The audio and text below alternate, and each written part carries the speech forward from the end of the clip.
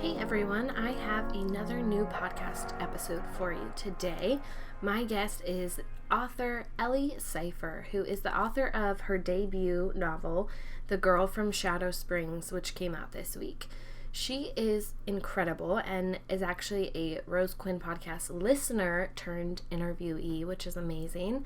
She somehow found time to draft and edit and query and all that stuff while going through a surgical residency. So we've got some time management skills to learn from her, and she's just super incredible, and we have some awesome conversations about the publishing journey, our different writing styles, and something really cool that you guys wouldn't necessarily know about her. So I hope you guys enjoy getting to know Ellie and her debut novel, The Girl from Shadow Springs.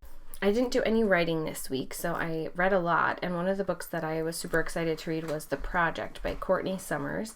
It is my favorite book of the week this week. I read This Is Not a Test, which was one of my favorites a few episodes ago, and I was super excited when I read the blurb for The Project for it to get here, and I think that Courtney Summers is really good at weaving these stories together and weaving in like the backstory, what happened, a long time ago.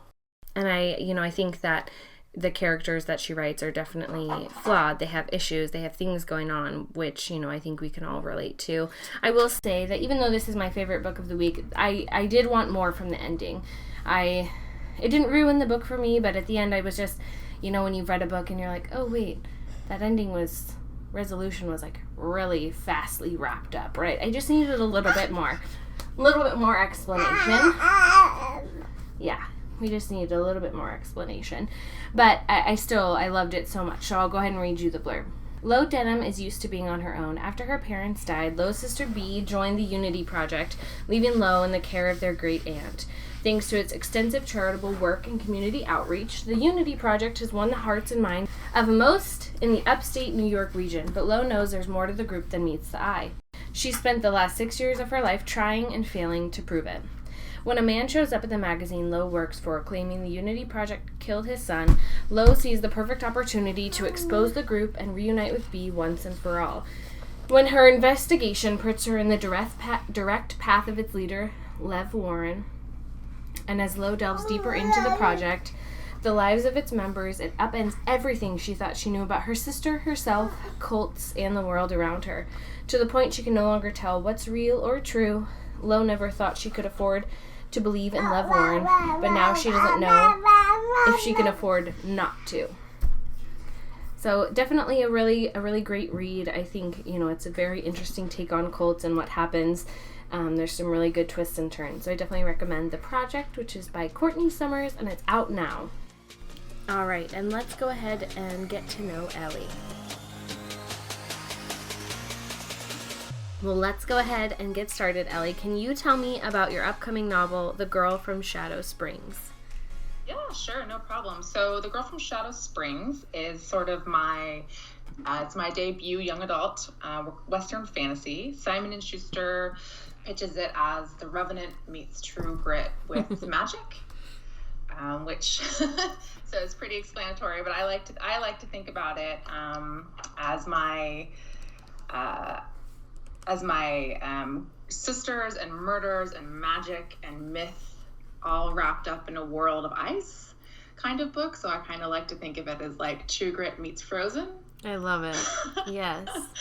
And it's all about sisters and vengeance and, what you do for your family and holding on to hope when the whole world feels like it's against you. And Jory's case, the main character, the whole world is literally against her. So, yeah. Well, it sounds amazing. I'm so excited to get to read it. I love, you're comparing it to Frozen.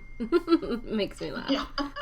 Yeah, I'm not sure that's the, Simon She's probably like, I don't know about the Disney comparison. But I'm like, yay, sisters and ice and magic. Totally. It definitely works.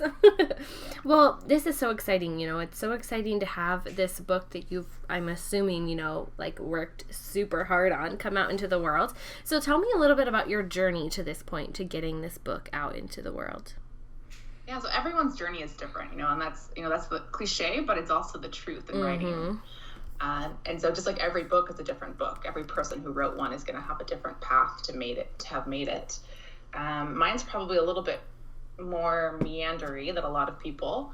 So I didn't actively pursue writing as a viable career for a long time. And it was one of those things where like, oh, you're really good at science and, you're going to go be a doctor and do all these wonderful things. And, writing's just something you like to do on the side. And I was like, yeah, this is great. So there I am, get my undergrad degree in neuroscience. And then I go to vet school and then I do 2 internships and then I do a surgical residency. And then I go, oh, hey, I also like to write books.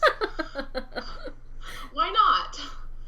So I was over in England. So I've been writing probably for myself for at least since undergrad, but not seriously actively trying to pursue it, for not probably the last 5 years has been, in addition to my residency, really trying to pursue writing as well, which don't ask me, it's a lot of time. I don't know how I wrote full novels while also in a surgical residency. I have no idea. That sounds crazy.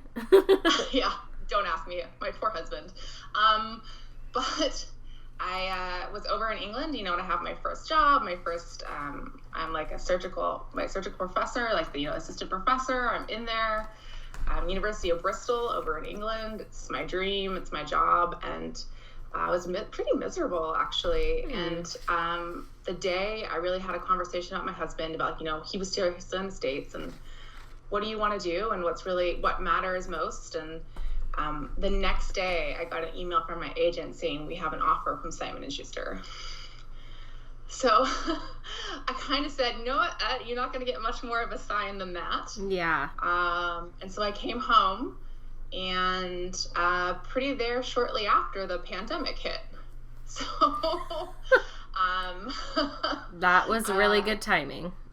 Yeah, so back home in the States, which is great because I can't imagine being stranded over in England right now without family or friends and on a work visa. When there is no work currently, the school got shuttered because so it's for equine surgery, so horses, and so we're not seeing patients. They weren't seeing patients, and so my job would have just disappeared. Yeah. So there you go. I guess it's fate. It definitely is fate. There's lots of things that had happened at the right time that you needed them to. Yeah, and I'm just another, it's another example of querying. I just was a cold query to my agent, Rachel Ekstrom at Folio Literary Management. I was querying this novel, and I'd queried the one before this book, and it was, sort of a smattering. I loved it. It's about girl pirates and magic and all kinds of fun stuff. Yeah. And it got lots of nibbles and ended in an R&R with a different agent. But it never, lots of full requests, but nothing ever panned out.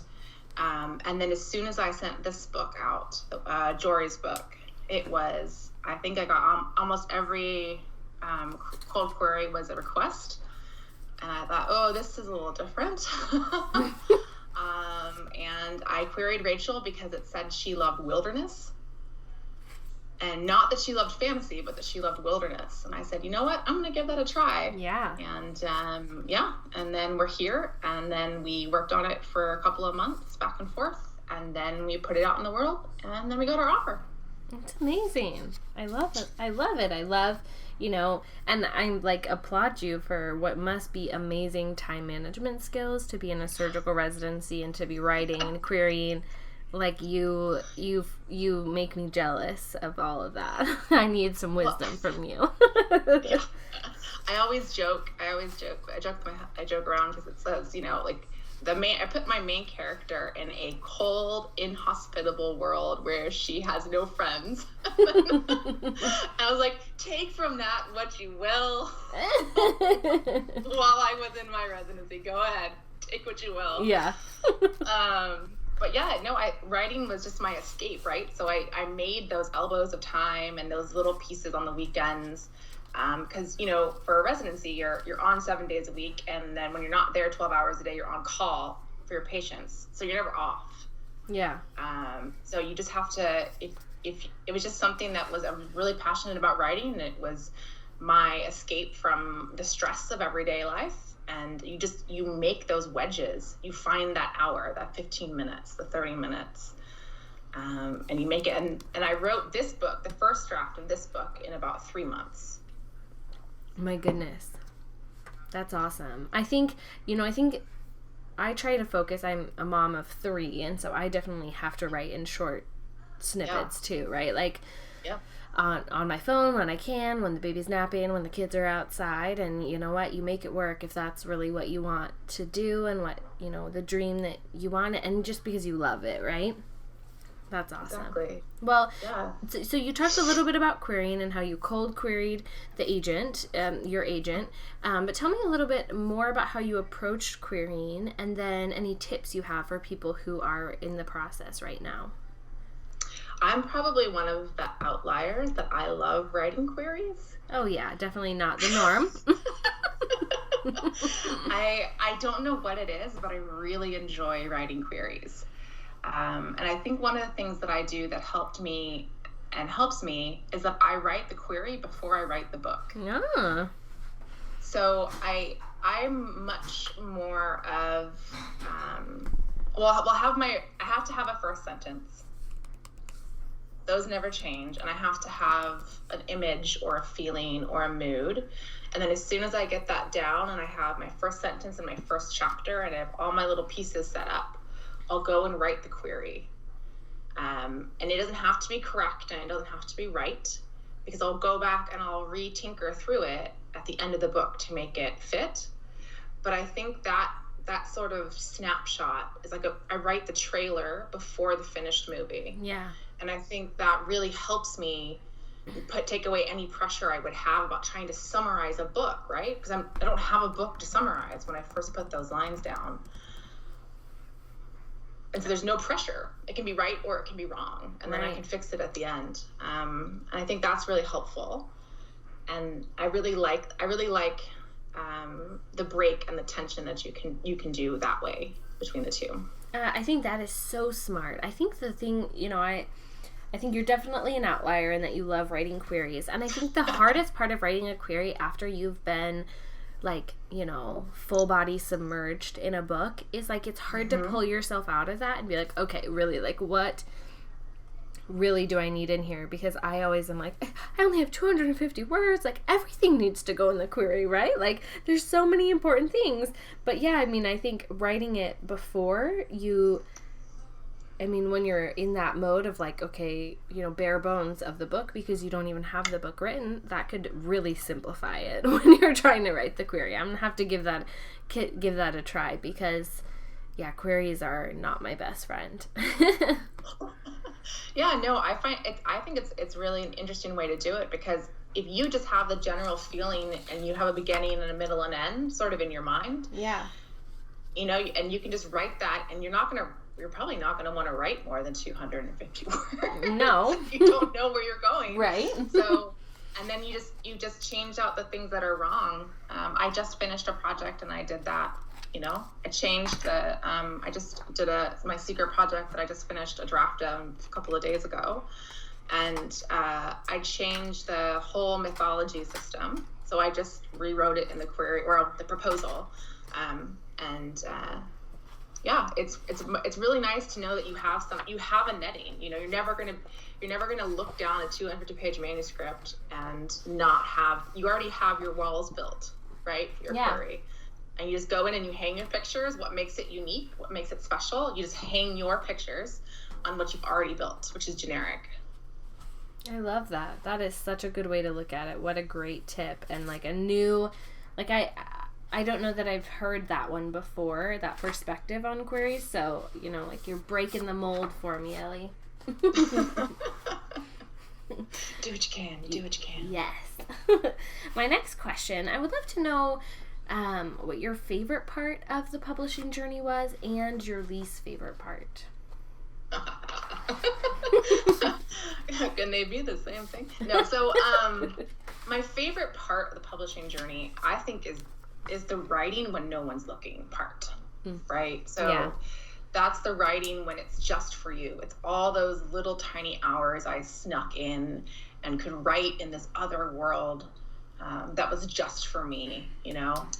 And I think holding on to that kind of what made you write in the first place and not getting that lost has been my favorite thing. I also really liked seeing the word offer in my email inbox. Ooh, yeah. So that was pretty exciting. And I think if I had to pick an industry favorite, it would be my call with my editor when I first got to talk to her on the phone. That was that was really exciting because it was this other human being who loved my story as much as I did. And that was a really surreal experience.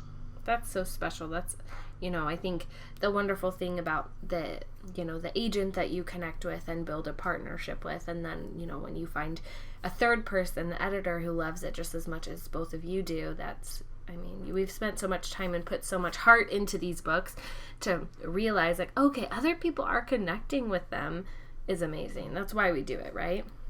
Mm-hmm. Yeah, no, it's, the writing is for you, but the book is for other people. Yes.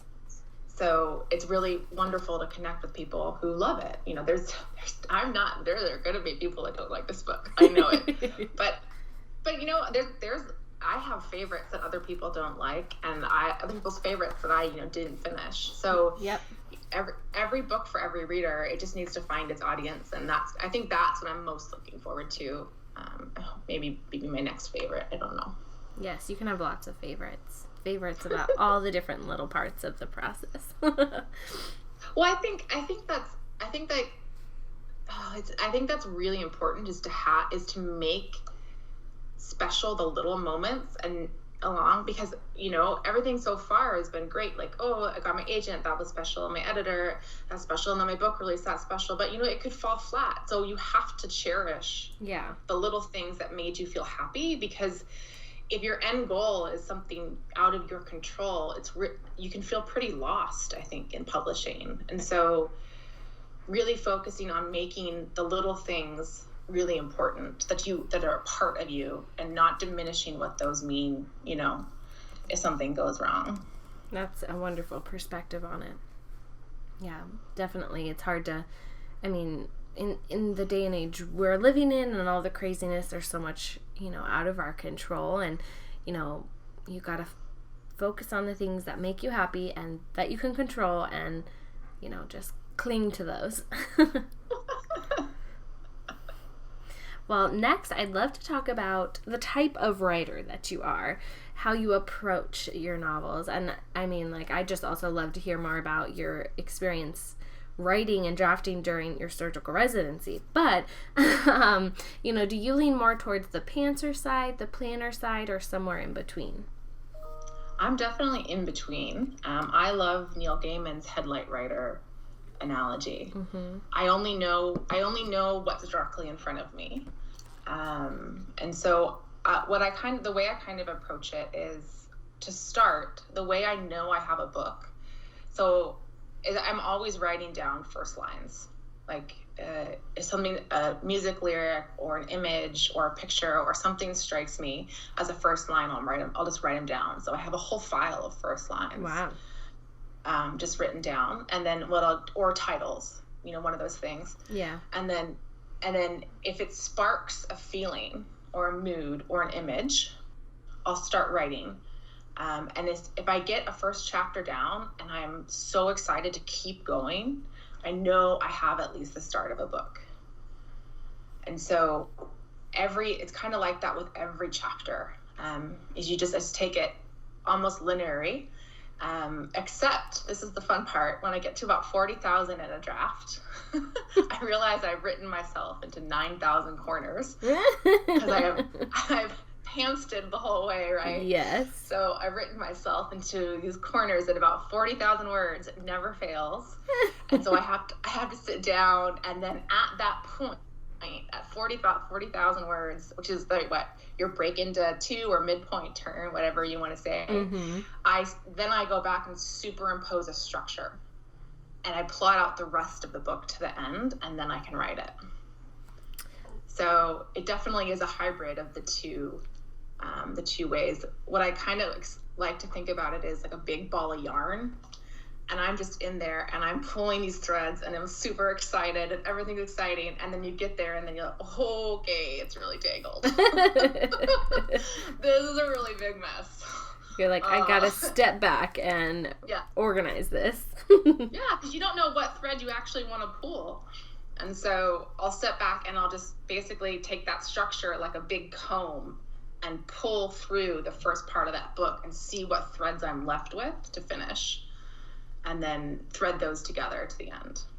I love it. I love this question because we all do this so differently. Our process all differs a little bit. Like I'm very much similar to you, kind of in the middle. I write mysteries, so I have to, plan a little bit along the way. But if I plan too much, I probably should plan like everything out beforehand because I write mysteries, but it just like takes the magic out of it for me. So I like to pants it a little bit more, but no like scenes along the way that I need to get to.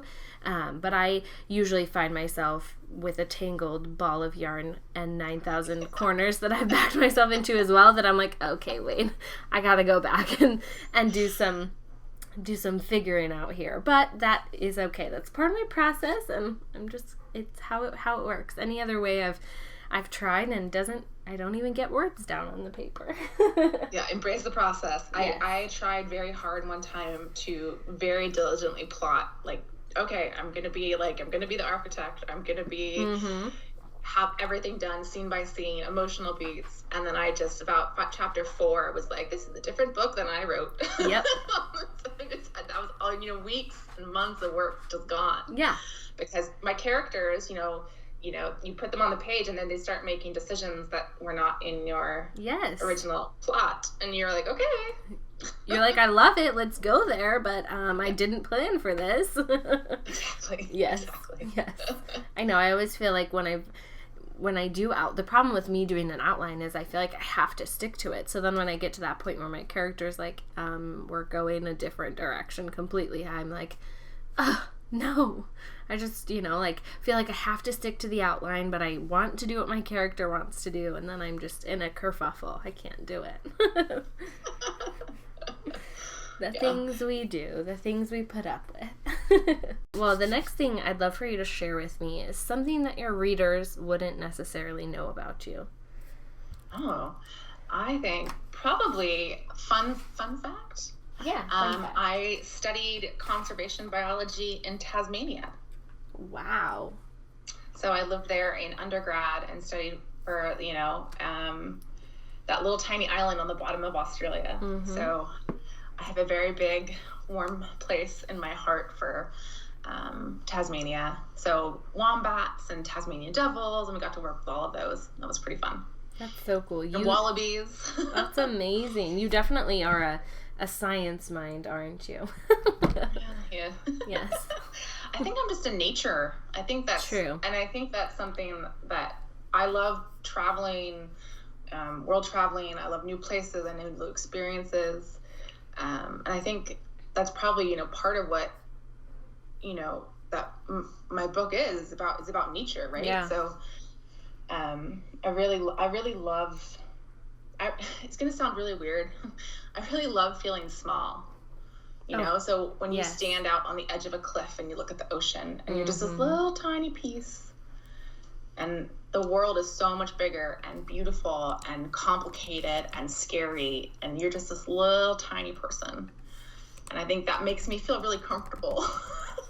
That is one of I love that feeling too. I live near the coast, and I love just sitting and watching the ocean, because you get that feeling of okay, I am so small. It's a comforting feeling for me too, and I also think it's recentering of everything that's wrong isn't as monumental as you think it is, because you're so small in comparison to everything else. I think some people might not like that feeling, but for me, I agree. It's always been very comforting and recentering. Yeah, I did my undergrad at UC Santa Cruz, so on the coast in California. And I mean, that is just, you just go out and you're having a bad day, or you're tired, or you're happy, you're anything at all, and just go sit out on the cliffs and you just watch the sunset over the Pacific, and everything's just going to be okay. Yeah, it is. It's going to be perfectly fine. Well, thank you for sharing that. That is wonderful. My next question, I would love to know, on a typical day, how much time you spend writing. I think it's Victoria Schwab who hammers a bit on about writing is reading, writing is thinking, writing is watching and refilling your well. Yes. And writing is living. And so I think from a actual perspective, I write and it's probably a holdover from my residency, but I write in fits and bursts. It's really hard for me to sit down for more than an hour at a time. But I might do 2 or 3 hour sprints throughout the day, but the wheels are always churning, right? So that pot is always simmering. Yes. And whatever you're looking at. And I try really hard not to get lost down research rabbit holes, which I want to do. Finding, spending, 2 hours looking at what type of metal Vikings used in the, way far away land. Oh, that's really interesting. Let me spend 3 hours researching that. But yeah, go ahead. I was just going to say, I agree with, Victoria Schwab, like, reading is writing, writing is writing, not writing is writing. I've say that, like, you can't create something, you can't put words down on a page if you're empty, and so you got to find those other things that fill you up before you can, put something out and give something away. Yeah, and you have to trust that your brain is working on the problem. Yeah. So even if you're not writing, your brain is trying to put those pieces together for you, even if you're not actively thinking about it, which usually happens right before you fall asleep. You have a wonderful idea and you swear you're going to remember it in the morning. Yes. Swear you will not. I have done that too many times. Well, perfect. Thank you. My next question, kind of on this same thread, writing is such a solitary thing that we do. It can be very emotionally draining and at times stressful if you're on a deadline or you're just stuck or, there's other things going on in your life in the world. So do you have anything that you could share about your experiencing kind of managing yourself and your mental health while writing, for those who are listening? Yeah, definitely. I think there's 2 ways to approach that. And I think it's really shifted for me going from writing being this really private thing that I did to relieve my stress, right, to being something that was much more at the foreground and is the stressful thing. It's a weird shift that happens when you go from writing to author. And it's the same shift as going from private to public. They sort of happen at the same time. You're just this person in your room, in your pajamas writing, and then you're like, oh, hi, I'm bright, I'm shiny, I got my hair done and I'm sitting on this panel, or whatever it is that you're shifting between. But I really think that my biggest advice about keeping centered or balancing, because I hate the word balance, but keeping centered, is that just write it out. Just write it. And so if you're feeling sad, write it into those pages, into the word, bleed into the ink. Put it there because there's no pressure. If you're just writing something for you, no one else ever has to see that. Yeah. No one's going to see my terrible poetry from high school. No one's going to see that. That is long burned. So put it in there, and that's what writing is there for. It's that there's a reason when you read a book, there's a reason you connect with something that doesn't exist, right? Words, paper, those things don't exist, but you as the reader connect to it. And that's because the writer put something into it, and you can feel that on the other side. So my biggest advice is write it out. And a lot of times people say, it's really hard to write. Well, quarantine is really hard to write because everyone's stressed and it's stressful. And I think that you can just sort of, anytime you get stuck, you can funnel it creatively. And just like we said before, it doesn't have to be words. Yeah. You know, you're writing it out can be forming a world, or listening, or research, or just following a thread of your own interest about something exciting. Get excited, and write it out. I love that. I love write it out. I mean, for me, writing started as that. I had a lot of feelings, and I was like, okay, I need to put them down on paper and just get them out of my brain. And I think you're so right that we connect with these stories and these fictional characters and these fictional worlds because the authors put those feelings, whatever they might be, into them. And so I think, writing it out helps you just with whatever's going on with you, and in turn helps you practice what you need to be doing to have people connect with your words. I think that's a great piece of advice for anybody who might be struggling in their life at the moment. Excellent. Wonderful. So, Ellie, I have one last question. I have been told by every person I've interviewed that it's the hardest question. I'd love to know what your favorite book is right now. This isn't your favorite book of all time because that's really silly, but just a book you've read recently that you really loved. Yeah, definitely. I have a million lists. I think when I'm drafting, I really love to read outside of my category. So I really love to read nonfiction when I'm drafting.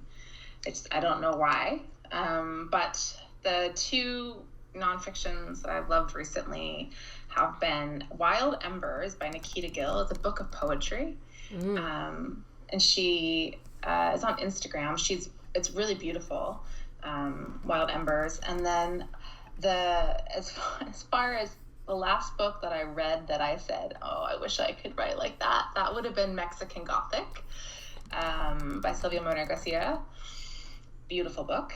Definitely horror. Yeah. Don't let the cover fool you. I'm excited to read that one. Yeah. Yeah, it's not romance. It is horror. True horror. And then I'm currently in the process of reading Watch Over Me by Ian Lepore. So that's what I'm reading and loving right now. I love it. I love asking this question because too many books come out every Tuesday, right? And we inevitably miss a bunch of them. So it's good to share all the ones that we love out there. I know I miss being able to go through and, your local indie and just find a book, being able to just go into the bookstore and find a new world. And so that's been hard in quarantine for sure.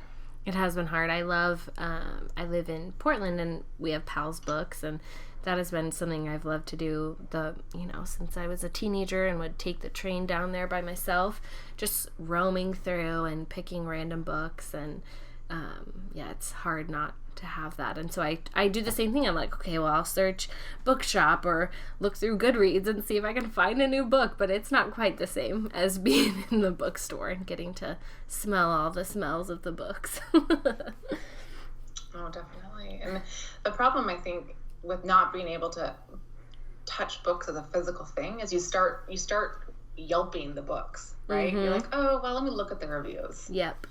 And so you start, and then you get all the other people's opinions in your head, and it's like, I just want to pick a book I like. Right.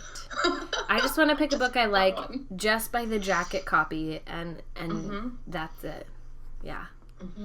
And be surprised, yes. Because some of the best books and some of my favorites have been those where I know they say don't judge a book by its cover, but, I liked the cover, and so I picked it up, and then I read the jacket copy, and I was like, oh, cool, this is random and weird, and I love it, and then it ends up being one of my favorites. I mean, that's always the best, and you find random authors you've never even heard of that way. I miss it. Hopefully we'll get back to it soon. Yeah, definitely. Oh, yeah, and I want to tell you about how I found your podcast. Oh, yes. Do you want to tell me? Yes. Sure, please. Yeah. Tell me now. so I was in Bristol. So it was a, beautiful summer day. So it's raining, in England. And I was just walking around town because I lived, right up sort of in the university in the center of Bristol. And it's this beautiful old port city that was, bombed out in the war. So it doesn't have all the Jane Austen, doesn't have those kinds of facades, but It's still this really vibrant, has a huge street art scene. It's wonderful. I love it. And there's tons of museums, and it was a weekend, and I was out of podcasts, but I was taking myself for a walk, probably going to Marks and Spencer, but taking myself for a walk because it's just, I love walking around the city. And so, I was listening to podcasts and I'd run out. Like no one had one for me. And so I was scrolling through and, typing in sort of writing podcasts. And then for some reason, I don't know what happened. Either my husband called me or I was trying to text him, but his name is Quinn. Ah. And so I typed in writing Quinn in the podcast section as I'm walking around Bristol. And then the first one that popped up was yours. So Rose Quinn writing. Yes. And Rose is my grandmother's name. And so I was like, you know what? I'm going to listen to this one. Perfect. Sounds wonderful. That's amazing. I think it was Devin Ross's episode or something. Yes. One of your really early episodes. And I've been listening since. I just listened to your Claire Legrand episode today, as a matter of fact. She's just the most wonderful person. Yeah. Well, that's so cool. I'm glad that you randomly and kind of by accident found the podcast. So you have a random U.S. person wandering around the streets of England. Yes. Discovering your podcast. That's amazing. Oh, I love it. I spend a lot of time, doing the podcast and just purely for the love of books and being able to chat with people about it. And, especially now in time of quarantine, it's like my only adult social interaction outside of talking to my husband. So it's nice to find new friends. Well, it has to be a labor of love. It is, definitely. It's with 3 kids and a lot of other things going on, it takes up a lot of time. But, I think especially in this year and next year with all the, debuts that are coming out, it's such a strange time. And like you guys won't get what we have pictured in our minds as like your debut experience, right? So, I want to make sure I can do everything I can to help promote at least a little bit people's books. Yeah, no, I think that's really great. And I think also it speaks really highly too of sort of the idea that we're all one community together, and it doesn't matter where you are on this journey. If you write, you're a writer. Yeah. So I think we should all come together and support each other and uplift each other. And that's the best of what writing can do generally, is provide support to someone who needs it. I think you're totally right. And I think the writing community as a whole, largely is just so supportive of people who have just started out, people who have just signed with agents and every step along the process. And, it's just such a welcoming place. So I love being a part of it and helping, to help others feel a part of it as well. Yeah, I think it's really wonderful. I think, and I think podcasts in particular have been, for a lot of people, like you were saying, your only adult interaction during quarantine. Yeah. I think they're, it's really special that you're doing a podcast and that you're reaching out to people, and and I answered that call, and it was really nice, and I really appreciate it. Of course, yes. I started it just on a whim, and when podcasts were just starting, I feel like, to become super popular, and I've made a lot of good friends and connections, and this year of 2021 is going to be amazing. I've had lots of the 21ders reach out and be super awesome. So it's going to be a fun year helping your guys' debuts get out there. Yeah, we have holy moly, we have quite a group too. Yes, a lot of good books in the pipeline, especially for a lot of those, the middle. I don't I write YA and adult, but the middle grades that are coming out too, some of those look oh yeah, really good. so, I mean, they all look really good. My email inbox is full of all of them, and it's gonna be awesome. I feel so lucky too that I get to read all of them and help, kind of before everybody else does. That's always the best part of this too, is like getting to read books before they come out. Like, I have secrets. Yes, I have secrets, and I can't tell you. That is also part of the publishing game. Oh gosh, such a big part of the publishing game. And I'm like a very impatient person, so I don't have any of, my own publishing secrets to tell, but when I do, I'm sure that's going to be like painful to not be able to talk about them. Yeah. Well, some people get to announce their book deals weeks, after they sign, and other people are 10, 12 months without being able to tell anyone they have a book deal. I'm going to explode if that happens to me. It all depends. It does. Well, wonderful. Thank you for sharing with me how you found my podcast. I love it. I love hearing from people who listen to it, and every person who listens to it is like my best friend. I want to be friends with everybody. Ellie, thank you so much for chatting with me and telling me all about your debut novel and helping me and my listeners get to know you a little bit better. Yeah, thank you. It's been really fun.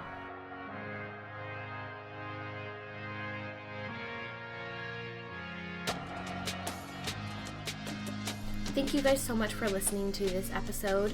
It means the world to me. If you could please rate and review wherever you found this podcast, that would be amazing. If you can't rate and review, if you're listening on Spotify or something like that, share it with your friends and post about it on Instagram and Twitter and tag me at Rose Quinney, QUINNY.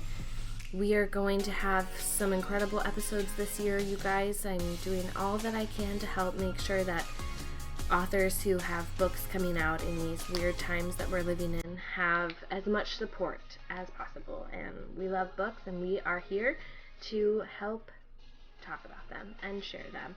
So, just buckle up. Like, this year is going to be incredible.